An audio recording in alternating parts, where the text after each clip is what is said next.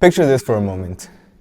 The glow of flashlights, the buzz of fireflies in the dark, and a circle of people sitting cross-legged on the grass.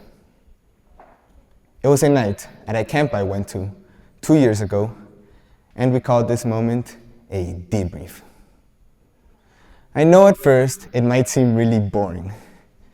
Just a group of friends that happened to meet each other just 2 days ago, sitting on wet grass and shivering from the cold as they talked into the night.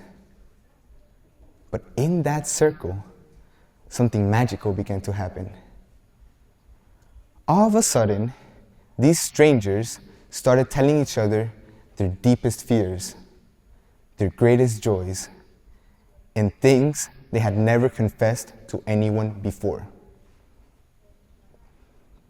I was lucky enough to be part of this group, because in that circle, I found what I consider to be real love. Now, it may not have been the kind of romantic love that my mom wanted me to find, but it was the kind of love that came from being fully seen and fully understood. The kind of love that came from being heard without judgment or fixing, just listening. Have you ever longed for a space where you could be truly heard? Some of us have been blessed with it. I know at least I have. But right now, 1 in 5 US adults report being plagued by a daily feeling of loneliness. Can you picture that? Every 5th person that you see walking on the street, at the grocery store, even in this auditorium, look around, because they may be carrying the weight of disconnection. So often do we feel misunderstood. We feel like nobody's really willing to listen. And that night 2 years ago, I found just how powerful it can be when someone does. I want you to think back to the last time that you felt truly heard, without being interrupted, and not just nodded at or brushed aside with a quick, yeah, I get it.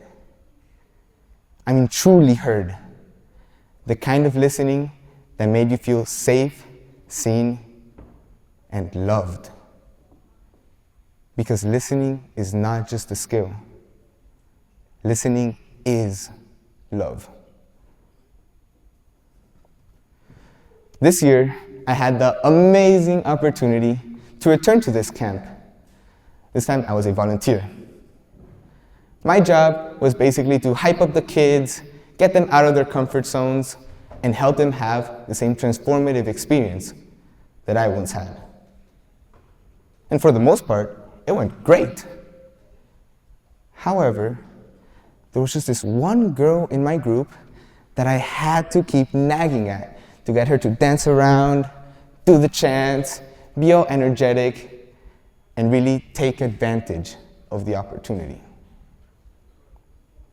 Immediately, I labeled her as ungrateful, closed off, difficult. But worst of all, I was sure that she just couldn't dance. Until one day, we were in an auditorium like this, and I saw her pull out an inhaler. Thankfully, I caught myself just before making the catastrophic mistake of telling her to put the vape away, and I realized she had asthma. You can imagine how I felt at that moment. I froze, my breathing got shallow, and I felt like I needed that inhaler more than she did. Then it hit me. My assumptions had killed my curiosity. For some reason, I thought I already knew her. Even before asking her any questions, I thought I understood who she was and why she did what she did. And because she never felt my curiosity. She never cared to share that struggle with me. Medium in the People's First Organization go as far as saying that assuming another person's intentions is the root of all miscommunication. We are not them, and therefore, we should not think for them. In that moment, I felt ashamed. Instead of creating a safe space for her, I had built a wall with my judgment. How often do we all do that? How often will we look at someone's behavior and decide the story for them? Lazy, closed off, difficult, bad dancer. Because it is easier to assume than to ask. But when we assume, we create walls. And when we ask, we build bridges. Bridges that connect us. This was a powerful learning moment for me. But luckily, it was only the first.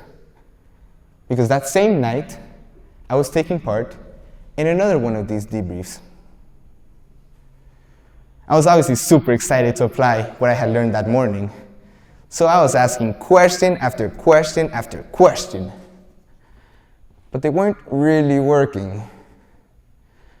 Thankfully, the adult in charge of us decided to set a rule. While the other person was sharing, there were no questions, no comments, and when they were done, all you could say was thank you. It took only a few minutes for one of the kids that was usually a bit more shy to start getting a bit more personal into his story. You could feel the tension build as he got deeper and deeper, until all of a sudden, he just stopped.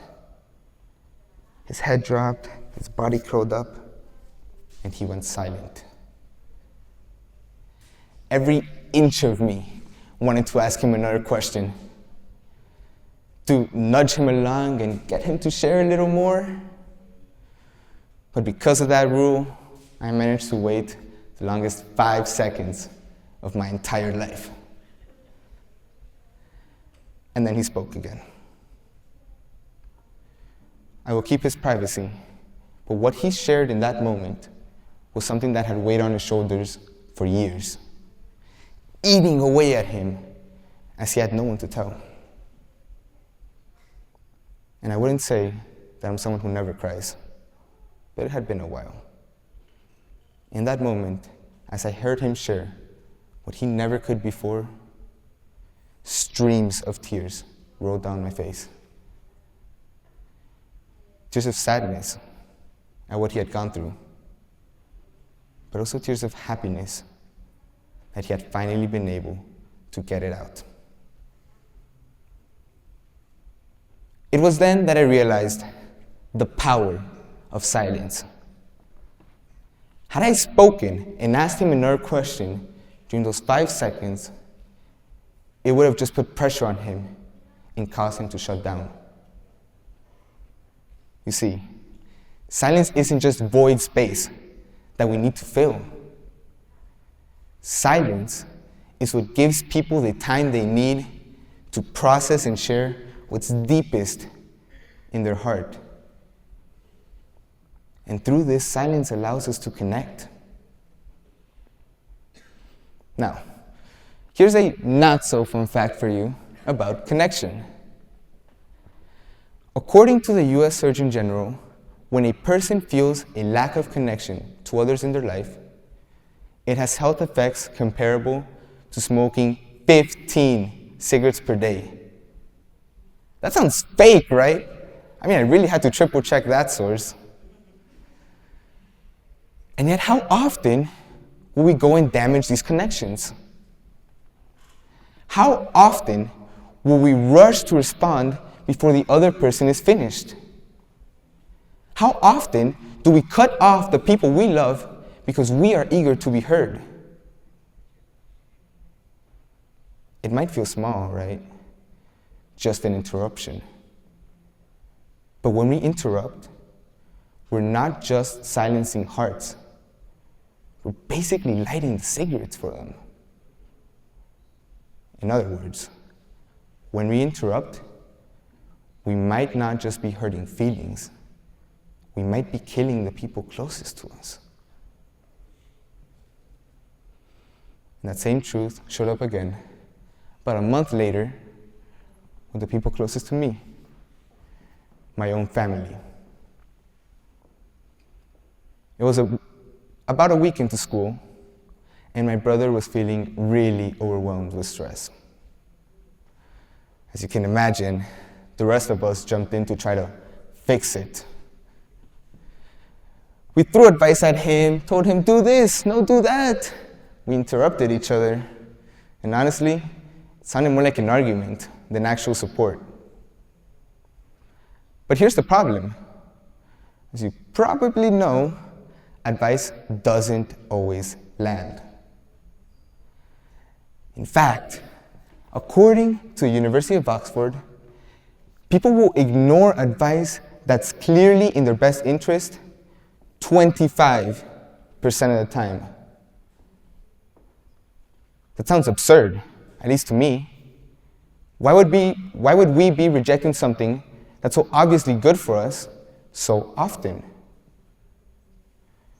My inference is that it's not always about the advice itself.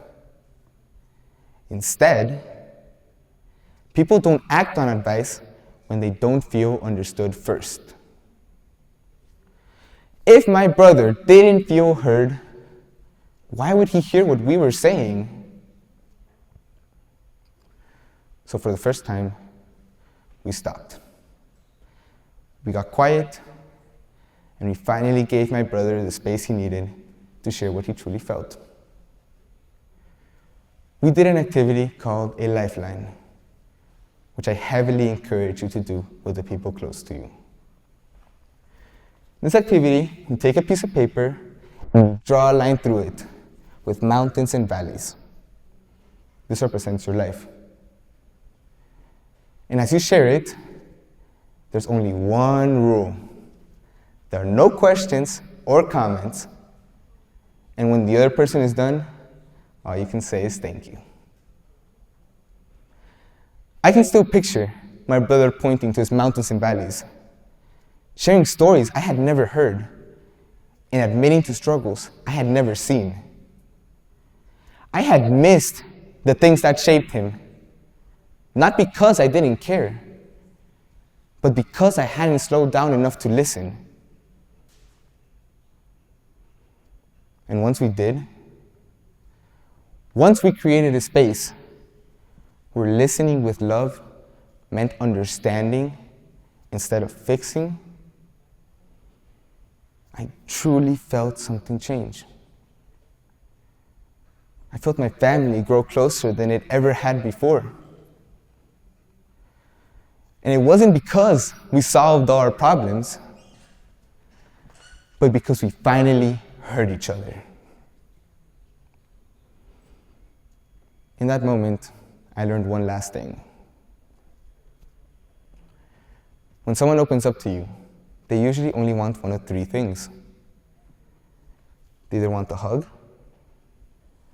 an open ear, or they want help. But I'm going to let you in on a little secret. Even when people say they want help, usually they just want to feel understood first. Because until someone feels understood, no amount of advice or quality of advice will ever matter.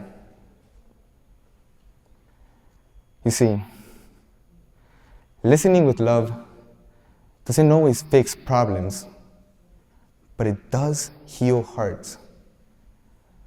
And sometimes that's what people need most. So what does this all mean?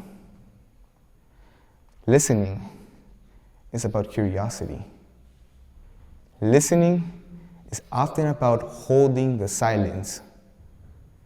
Listening is usually not about fixing, but most importantly, listening is love. So listen deeply, fully, and without judgment. Because in a world where we so often feel alone, listening can be the bridge that connects hearts, changes lives, and reminds us that we are never truly alone. Thank you.